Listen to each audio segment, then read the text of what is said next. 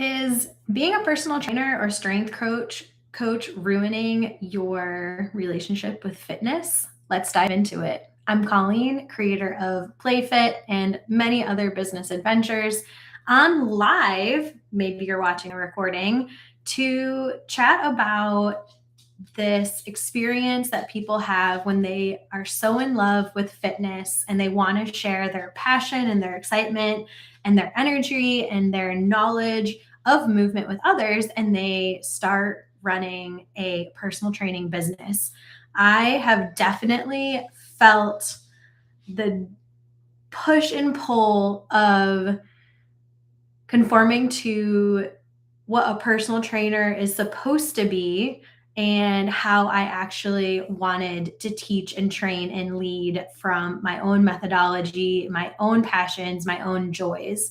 And that's why I have never burned out as a personal trainer, because I did things differently. I chose to look weird and show up and do things outside the box, literally outside the four walls in nature. And this has fueled my longevity in this industry. But right now, what we're seeing is not just coaches getting burned out from client overload or, stressful clients or being pulled in multiple directions. We're actually seeing a really sharp rise in just the suck that happens when you have to turn a passion into a business. And that happens across all industries. And what happens is you start to take yourself too seriously, because now other people's lives are in your hands and you're leading them through some things that could be um, detrimental. They could injure them. We're always thinking safety first, but we're doing heavy lifting, or we're doing fast lifting, or we're running, or we're doing something, and accidents always happen. The point is, I feel as we take on more and more responsibilities within the personal trainer umbrella, we lose sight of that spark and fire that got us into the first place. And I definitely had to leave the gym setting after probably 4 or 5 years of being a personal trainer, because I just couldn't do it for myself anymore. You plan other people's workouts all day and you're training them through it all day. And the last thing that you want to do is think one more session plan for yourself. And it can just be a cycle of overwhelm and exhaustion and fatigue. And you end up with a life of just blah or frustration or letdown. You are supposed to be this person leading a healthy lifestyle, and you start to question, who are you to even lead a healthy lifestyle, because you're not living it to your fullest potential, because you're just so bogged down with the other responsibilities that you've now taken on as a personal trainer. And I use a little GPT to help me find the most up to date conversations and things happening on the internet when it comes to the fitness industry. So, not only was this new phase of burnout really interesting to me, because now people are questioning why they got into this career that's taking them away from their own healthy lifestyle. Not to mention, if you get into a Globo gym, you're just going to be on the rat race hamster wheel of seeing, 30 clients a day, 45-minute sessions, 5 minutes in between to catch a break, go to the bathroom, and then it's just rinse and repeat. And you might be responsible for creating all their programming. It's just a rough life in that vein of this industry. But if you want to step away from traditional fitness, there really isn't a lot of support for doing it differently, because in America, we definitely have been brainwashed into thinking that fitness has to be in a gym, it has to be with machines or barbells or dumbbells or bands, or battling ropes. And it has to be a very set standard way to achieve fitness. And so it has to be sets and reps. It has to be progressive. You could even go as far as periodization training. And when we look at where this it comes from research. It comes from how to get athletes that 1% better. It comes from rehab. It comes from physical therapy on how you can increase the quad strength of an adolescent with ACL and ACL surgery, which was me. It looks at these very specific random things, and they're done in very sterile environments, and they're done with populations that aren't the general population that you are serving. You are serving your community. These are people that are living real lives. They're ex-athletes, they're stay-at-home dads and stay-at-home moms, they're office workers, they're work from homers, they have multiple jobs, they have stressful lives, they worry about a lot of stuff. So they're coming to you with this whole carload of baggage that doesn't fit into the category of what traditional fitness has told us and how we have been training people for the past 15, 20, 25, 30 years in these gym settings. It's just not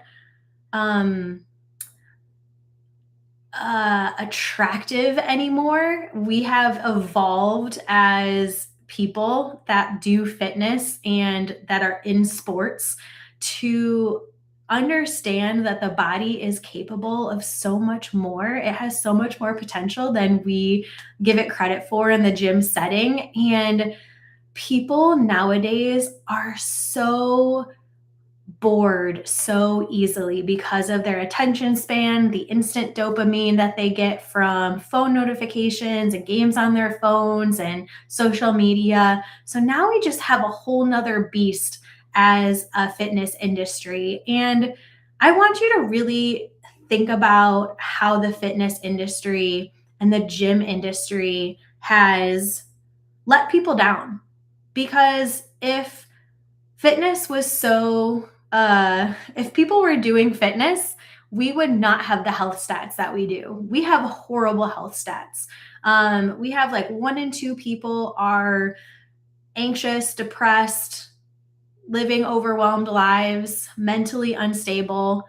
We're now at 60 to 70% being overweight or obese. And now I understand that's based on traditional metrics of like BMI, which isn't always the case. But I mean, statistically speaking, we can look and go to the movies and go to the theme parks and go to public places and see that these statistics are true just by looking around.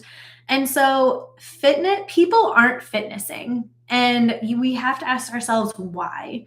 And if the only thing that we've been taught is that fitness has to be done in a gym to be effective, then clearly that's been the wrong thing that's been said or stated, because people are more unhealthy now than they've ever been.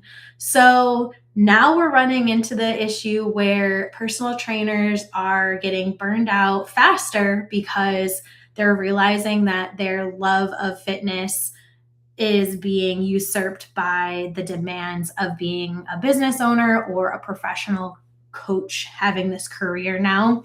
And the other thing that I found interesting to like double up on this intensity was the fact that a lot of coaches are just getting so burned from the hustle trap, I will say, of having to do all the things to make a career out of this. they think that they have to be on social media, they have to be posting a certain way or posting certain things, they have to look a certain way, they have to post every day, they have to be creating all this new content. Not only are they now having to be a content creator, but they also have to still program for their clients and show up and train their clients. And, you'll have people out there saying, oh, hybrid training is the way to go. So now they're creating downloadable online training guides and maybe PDFs, or they might be seeing clients remotely and, on video in addition to their in-person clients. But again, the reason I got into fitness is because I love to move my body and have fun and do weird shit and just see what I'm capable of and be around people. Like, I love the gym. I was the weird 14-year-old girl going into the gym at my school with all the guys. There were no other girls. I was the girl in there, and I loved exercising. And I was naive. I was new. I was fresh. I was young. I was a baby. I was on the machines and I was doing dumbbell stuff, but I learned from, at the time, it was just fitness magazines. There was like no YouTube, no internet that was popular for like looking up how to exercise. So I had to just learn from what was in front of me. And that was like fitness magazines. And I just started piecing together how I like to move. I was also a soccer player, so I was an athlete, and I combined stuff like that. And I just like to play games. Like, I like to play soccer for fun and football for fun and frisbee and, all different sorts of things. So I was getting a lot of dynamic movement that way too. And I just smashed all that shit together when I started training people. But that's for another video.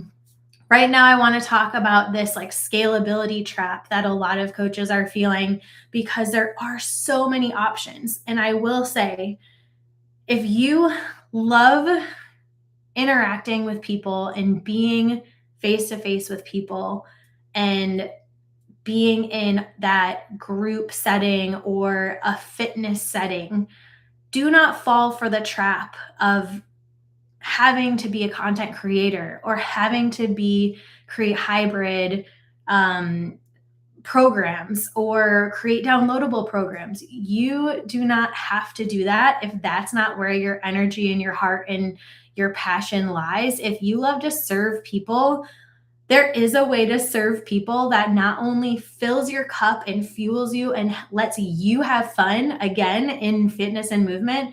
There are so many ways to do the fitness, just like there are so many ways to create anything out there, to bake, to cook, to build apps, to make a website. Like, fitness is not fit. The old way of fitness is dying, and we are now on the brink of how are we creating the sustainable experiences for not only yourself as a coach, but for your clients, so they actually consistently show up and get the results that you want them to have, get the results that they want to have, but you're also giving them exactly what they need right now, which is community, being outdoors, being engaged in fun tasks that help them mentally and creatively and logically, things that aren't typically found within typical fitness experiences. That's what PLAYFiT is all about. And I will be talking more about that in more videos. But for today, I will leave you with the fact that right now, a lot of you may be feeling this burnout creeping in and this hustle mode and the feeling like you are having to do it all and you're just losing your excitement for fitness and why you got into it in the first place. And I am here to tell you, please don't quit if you are passionate about serving your community. If you love serving your community and you want to truly in your heart help people get better and get healthier and help up level your community, then please stick around. Please follow my channel. Please comment with what you love from today's episode, and we will keep this conversation going strong. And I will be sharing more with you about how I am supporting you as coaches out there in the world,